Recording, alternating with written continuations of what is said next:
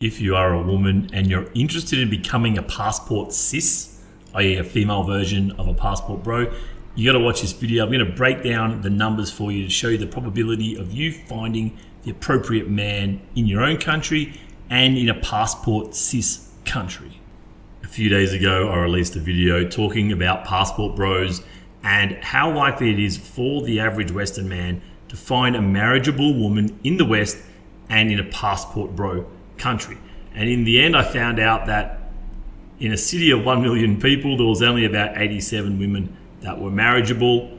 And in a passport bro, if you will, country, there was around 2,000 women that were marriageable. In the passport bro video, I screened for a few basic things. So first of all, I made it that the woman had to be within a 4-year age range. I made it that the woman had to be in the top half in terms of looks and appearance. I made that she needed to have absence of severe red flags, some signals of traditional values, and that she is actually single and potentially interested in the guy. Let me change the criteria a little bit for women. So the age range, it doesn't really matter. I'll just put like 30 to 33. It doesn't really matter, but it's a 4-year age range. I'll do 50% looks. I'll do 50% height. I'll do 50% income, and I might just leave it at that because I think if I go any further there'll be no one left. So 50% looks, top 50% height, top 50% income, is single and is interested in you. I'm trying to make the screening criteria somewhat realistic. I know there's this stereotype of every woman wants a 666 man. I'm trying to be more realistic than that and see how we go. All right, let's crunch the numbers. Now I haven't done this beforehand, so I don't know what the number's going to be, but I can guess it won't be that many. So the population of 1 million, you'll have roughly 500,000 men. Now, if the average life expectancy for a man is somewhere around 81, you'll have roughly 6,000 per age number, which means if you're looking for a man in a 4-year age range, say 30 to 33, there's around 24,500 men. So from there, we'll do some simple screening. You want, say, the top 50% of looks, just say. Okay, let's apply this 50% criteria to height and income. Now, of course, there's a bit of correlation between these three things, but it's not the end of the world. So we're down to 3,000 guys. Now, of course, you're now dealing with the top 12.5%. Now, these guys have a lot of choices. Around 27% of men at this age are single, but of course, I think that number is even lower for these men, and if they are single, they're probably single through choice. But nonetheless, we're down to 833 men. Now, these men are in the top 12.5%, as I mentioned, which means they want a girl who's in the top 12.5% as well. So you have about a 1 in 8 chance of them liking you, depending where you rank. And if you're really honest with yourself, you'll know, are you in the top 12.5%? If there's 7 other random women thrown in with you, are you the best one? Let me adjust this to see how many men there'll be left. We end up with 104. You've only got 104 men who are in an age range 30 to 33, in the top 50% of looks, heights, income. They're single and they're open to being with you. We haven't looked at anything else like personality, goals, values. We've looked at nothing else. And of course, how do you find this guy? That's where passport cis comes into action. Get your passport sister. Let's see what the options are like in a fictitious passport bros or passport cis countries. So let's assume some of the same things. So population, 1 million, 500,000 men. Life expectancy, I've put 77, but it's probably even less. Let's say 73. Keep the age and the 33 age range there too. So you've got 27,000 men to choose from. Now, top 50% looks. How are the looks of men in the country you're going to compared to the looks of men in your own country? Judging by women around the world, chances are the men in your country are actually more attractive than the men in other countries that you're going to go to. So let's maybe, instead of making it 50%, let's maybe make it top 25%. It's still pretty achievable, right? Just 1 in 4.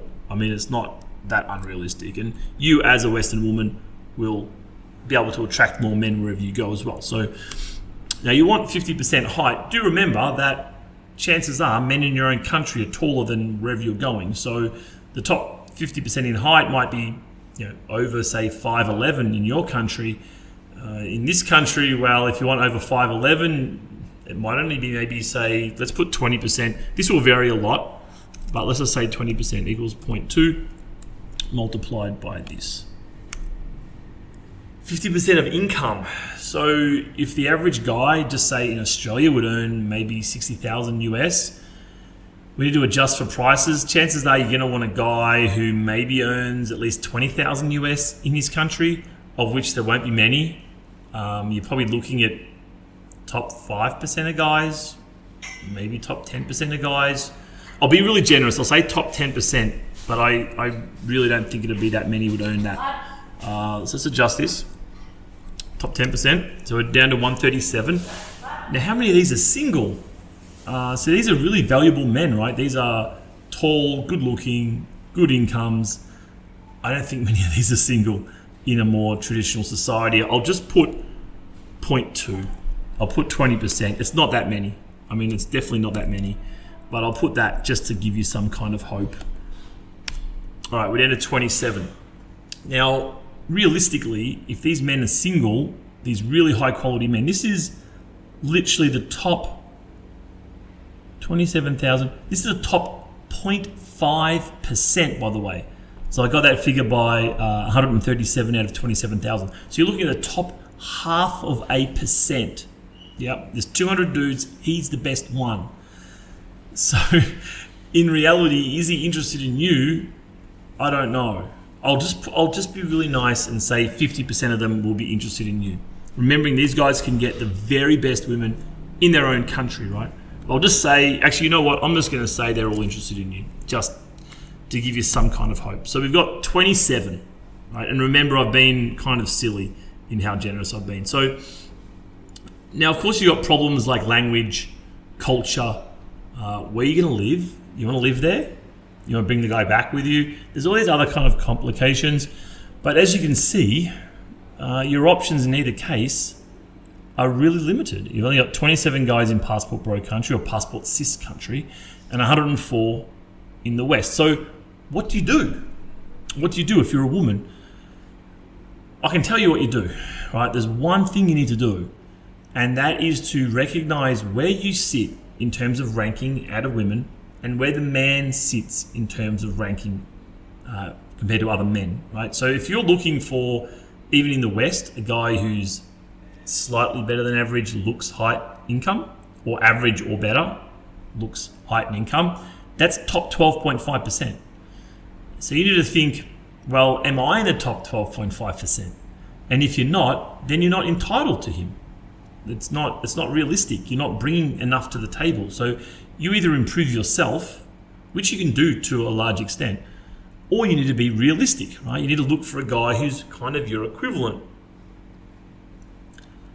So how you might want to adjust this could be, instead of 50% looks, just someone who's not really bloody ugly, So you'd maybe adjust this. We'll adjust this in real time. I haven't run through this exercise yet, but let's do this. So let's just say top 80%. So he's not really bloody ugly. That's it. Mutants are out. That's all. 50% in height. Let's just make sure he's taller than you are.